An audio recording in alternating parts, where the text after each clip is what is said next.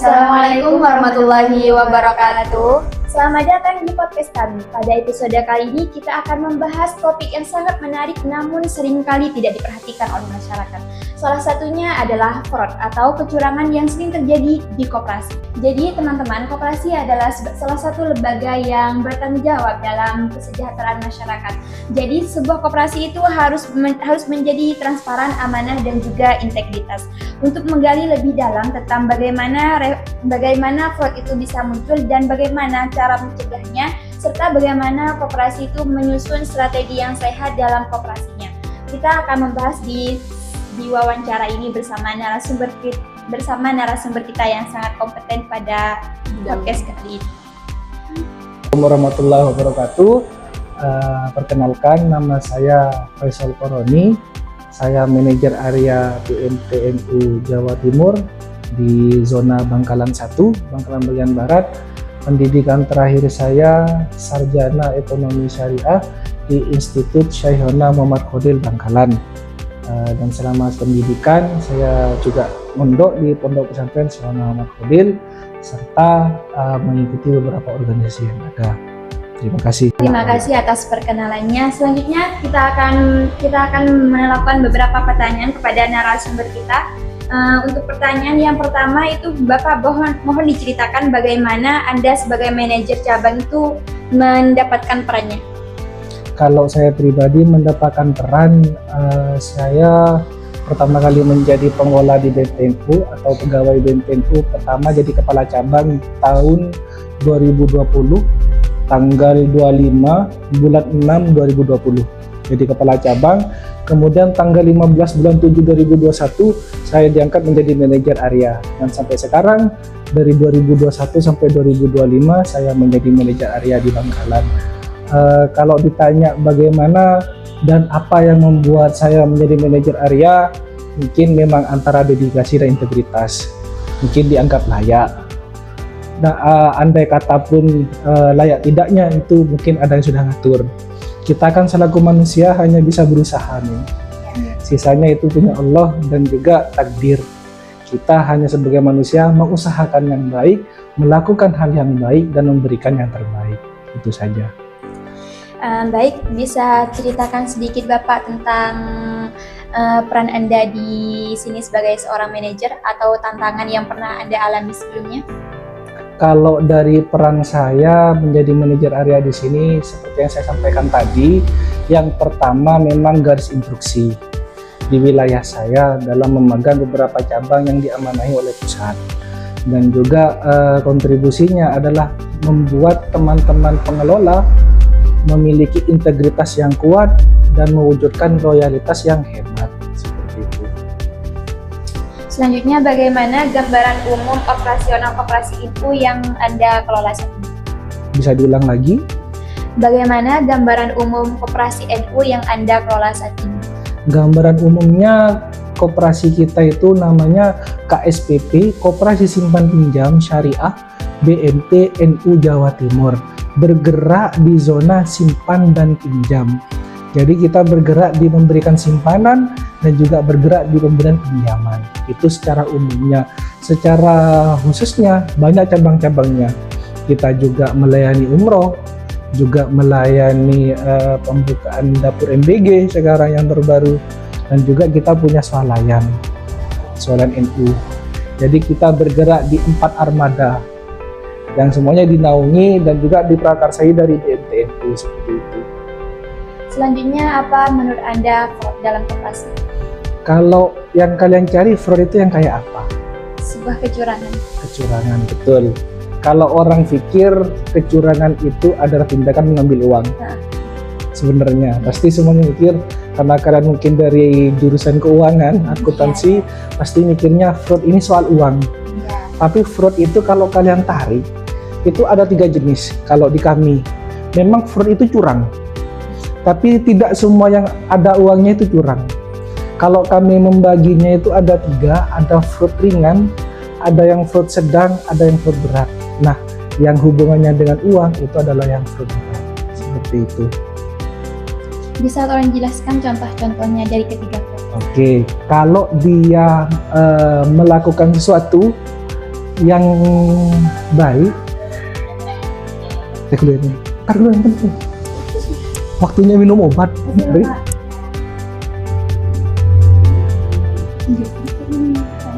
Kedua begitu. Oke, udah jalan. Lanjut pertanyaannya. Pertanyaan yang barusan ya? Ada bisa dipotong-potong kan ya? Bisa, Bapak. Cerdas kalian. Lanjut. Lah, pertanyaanmu barusan belum Yang kejawab. spesifik. Oh ya. Nanya lagi. Oke, saya paham. Secara spesifik, kalau kalian minta spesifiknya, kalau yang fruit ringan itu tidak berdampak negatif dan tidak ada dampak uangnya. Contoh, kamu terlalu melegalkan semua cara untuk menghasilkan target sekalipun tidak ada efeknya. Contoh, misalnya kamu harus menghimpun tabungan 1 juta dalam sehari, kan sudah tidak nemu. Akhirnya kamu masukkan sendiri uang kamu 1 juta. Itu kan tidak apa-apa, tapi itu secara harga fraud, secara ringan. Karena kamu tidak mencari, tapi memberikan solusi dengan cara jalan pintas. Itu yang ringan. Kalau yang sedang, itu sudah di ranahnya fraud secara pekerjaan. Harusnya kamu biasa datang jam 7, tapi kamu datang telat 5 menit, telat 30 menit, atau yang lain kamu biasanya teman-teman disiplin, kamu banyak izin, atau bahkan kamu bilang sakit tapi tidak sakit, itu sudah masuk ke fraud sedang. Curangnya sudah di taraf bohong yang sangat parah, dan yang paling terparah lagi ketika itu merugikan secara finansial dan atau nama baik. Kalau di akuntansi kan salah satu yang menjadi akun tapi tidak ada nilai uangnya kan brand. Contoh, ternyata kamu adalah pimpinan tapi kamu narkoba. Itu mungkin secara uang kepada koperasimu atau perusahaanmu tidak ada nominal yang kalian keluarkan, tapi itu kan mencemari nama baik. Kenapa dimasukkan ke akuntansi kita nama baik? Karena ini juga mempengaruhi terhadap pendapatan nanti. Apa yang berpengaruh? Kepercayaan. Jadi kalau sudah urusan nama baik atau finansial, maka itu sudah kategori fraud berat. Baik penyimpangan nama baik ataupun penyimpangan keuangan, seperti mencuri dan sebagainya. Itu kalau fraud yang saya pribadi bagi secara subjektif. Ada lagi? Ya. Terus? Menurut Bapak nih, apa saja sih potensi atau titik rawan yang bisa terjadi fraud di koperasi yang Bapak kelola saat ini? Oke, secara keseluruhan, kamu ada di lembaga keuangan manapun, jangankan lembaga keuangan, yang tidak ada hubungannya dengan keuangan, pekerjaanmu pasti ada fraudnya. Apalagi keuangan. Keuangan itu sering ada manajemen fraudnya, ada pelatihannya, bahkan di akuntansi kalian sudah dikenalkan tentang fraud. Kenapa? Karena yang paling sensitif terhadap kecurangan memang urusannya uang. Kalau di lembaga kita, ketika ditanya hal apa yang paling sering membuat fraud, ya kalian juga tahu lah, itu soal keuangannya. Tadi itu ada 3 yang menjadi dasarnya: fraud ringan, sedang, dan juga fraud berat. Kalau sudah urusannya uang dan juga urusan nama baik, itu maka yang menjadi masalahnya ada di fraud berat. Ada lagi? Selanjutnya, Bapak, apakah ada pola atau modus tertentu dari seseorang yang akan melakukan fraud di koperasi? Fraud itu 2 Neng, sumbernya. 1 memang watak.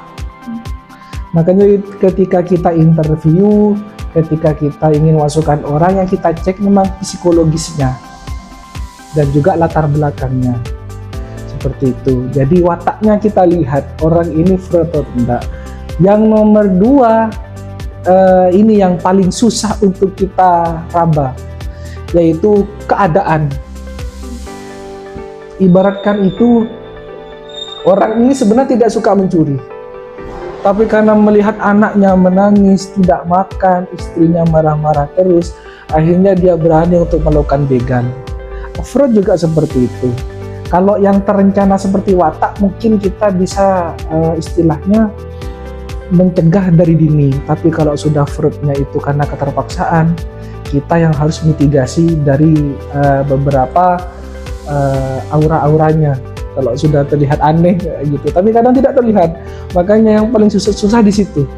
Ketika fraudnya karena keadaan. Berarti pemicu dari terjadinya fraud itu faktornya dari aspek psikologis sama aspek keadaan ya Bapak ya. Selanjutnya bagaimana sih Bapak cara memproses deteksi kasus tersebut? Kalau di BMTNU untuk mitigasi awal untuk fraud, kita ada namanya RKM. RKM ini bagian polisinya kita, dia yang mengontrol, yang mengawasi, yang memastikan, dan yang membimbing, dan juga memberikan pelatihan dan sebagainya. Jadi mereka yang mengawasi kita secara pribadi dan juga mengaudit keuangan kita. Agar apa? Meminimalisir terhadap fraud. Setiap ada yang sampai mingguan, bulanan, atau yang kunjungan harian untuk memastikan tidak terjadi fraud baik secara keuangan, data, ataupun secara lainnya. Kita ada RKM, bagian direkturnya dan anak buahnya banyak yang untuk membidangi dan mengerjakan khusus di bagian fraud. Selain itu juga di bagian pimpinan-pimpinan seperti manajer area dan juga kepala cabang juga dibekali nih. Dibekali apa? Dibekali untuk melihat beberapa tingkah lakunya teman-teman, baik transaksi yang mencurigakan ataupun juga tingkah laku yang mencurigakan. Dan yang tiga adalah staf adu info. Jadi kita di depan kalau sampai lihat ada layanan staf adu info. Walaupun tidak nelpon sendiri, kadang kita yang ada nelpon. Beberapa orang yang melakukan transaksi itu kita telepon tentang kebenarannya. Jadi kita itu kalau saya pandang secara subjektif kami, memang ada tiga aspek yang menjaga, tiga lapis sudah. Soalnya kan kita lembaga keuangan sudah bergerak di 21 tahun, jadi sudah banyak pengalamannya di bidang fraud ini. Sementara yang bisa kita usahakan melalui tiga lapis tersebut, yaitu pimpinan yang paham terhadap fraud dan juga mitigasinya. Yang kedua adalah staf yang bagian konfirmasi, baik penarikan ataupun setoran tabungan. Dan yang ketiga RKM-nya, polisinya, BMTNU-nya. RKM itu nanti yang menjaga, yang ngaudit langsung ke lapangan. Dan juga data-data yang mereka simpan di cabang masing-masing. Itu yang menjaga. Untuk kontrol internal yang dilakukan oleh Koperasi NU itu apa Bapak untuk mencegah adanya fraud? Yaitu tadi, cara mengontrolnya dilakukan mitigasi dini. Jadi sebelum ada kejadian, baru kita bertindak, jangan kita jaga dari dini. Kalau ada anak-anak transaksinya bagus, targetnya dikejar bagus, kita memang harus mensyukuri. Tapi harus kita teliti juga sumbernya, dari mananya, untuk apanya, dan bagaimananya kita teliti. Itu salah satu tindakan selaku pimpinan. Kalau yang dari RKM itu nanti akan ngecek transaksinya, akan dicek kebenaran datanya. Kalau yang staf bagian konfirmasi, apakah betul orangnya melakukan seperti itu atau tidak.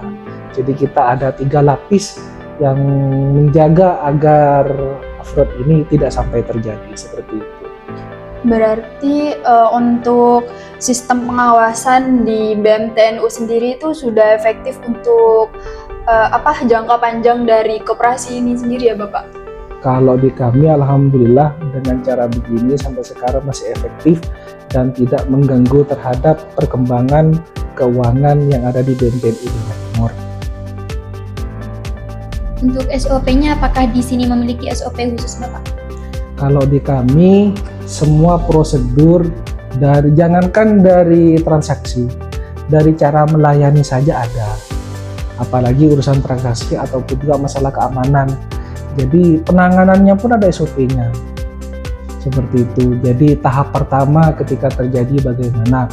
Tahap pertama ketika ingin tidak terjadi bagaimana? Jadi itu sudah ada SOP-nya yang dibentuk oleh RKM dan juga oleh pengurus, sehingga hal ini yang selalu kita jaga dengan harapan tidak ada fraud di BMTNU baik secara finansial ataupun secara nama baik, atau bahkan kalau bisa terus menyentuh tidak ada kecurangan-kecurangan sekecil apapun, seperti itu.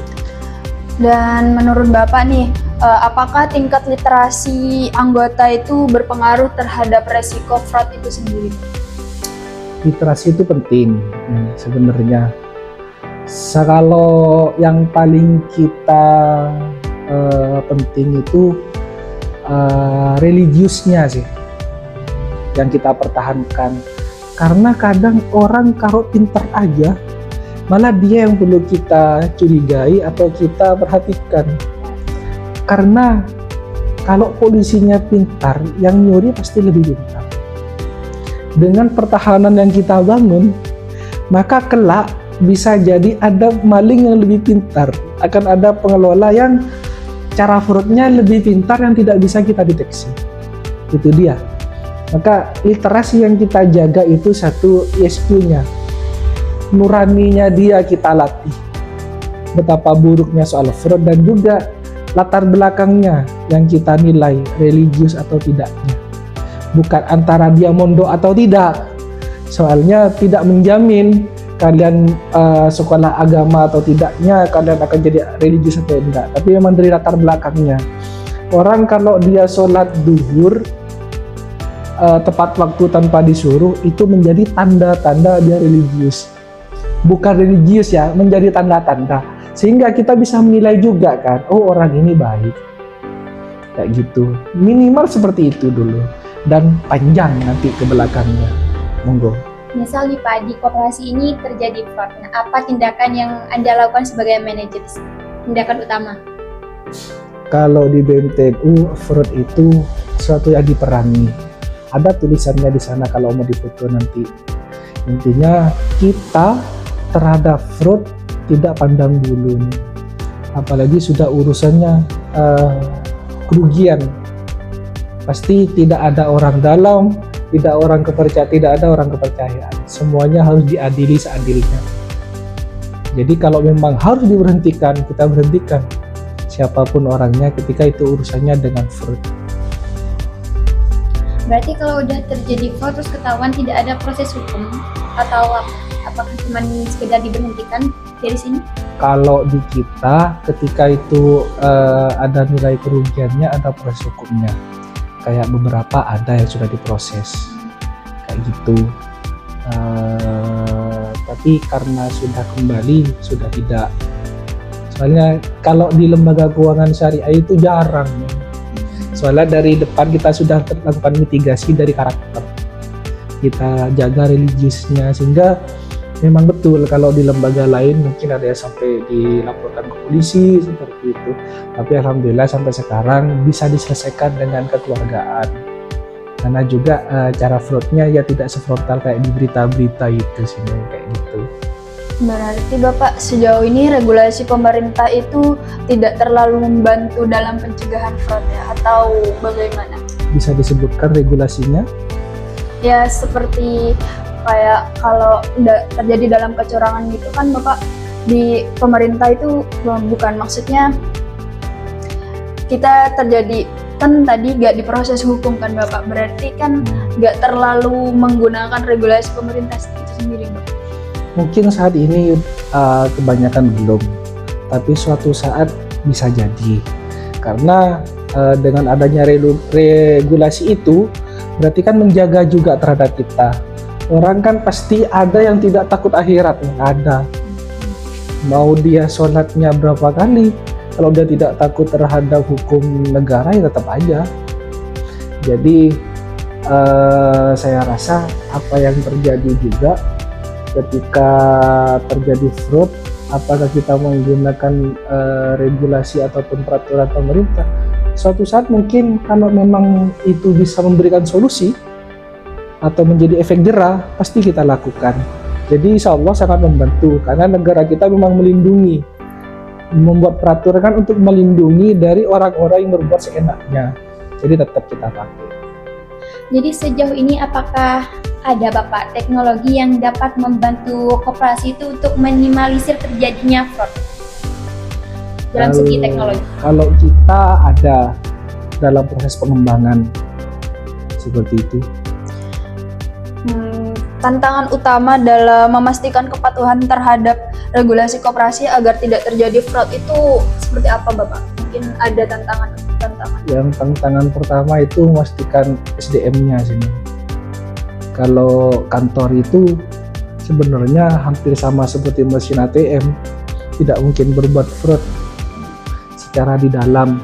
Mungkin fraud-nya dari luar, ada orang lain yang tiba-tiba melakukan curang. Karena fraud ini tidak urusan yang dari dalam toh, seperti halnya kecurangan oleh anggota dari penabung, itu juga bagian. Jadi secara mitigasi awal dan juga yang kita jaga dari awal adalah SDM-nya, baik SDM-nya pengelolanya ataupun anggota yang saat ini ada di sekitar BTPU ataupun yang sedang lapor di BP. Baik Bapak, ini pertanyaan terakhir ya. Apakah ada pesan dari Bapak untuk koperasi lain agar tetap aman dan tetap terjaga dari fraud? Oke, untuk koperasi-koperasi lain untuk menjaga fraud yang paling terpenting adalah bagaimana SDM kita latih. Bukan hanya dilatih dalam pengetahuan dan kepintarannya, tapi tentang religiusnya. Karena latar belakang orang beda-beda. Kita tidak mungkin yang masuk ke BNTNU harus orang alim semua, tidak mungkin. Kalau harus orang alim semua nanti Ustadz habis.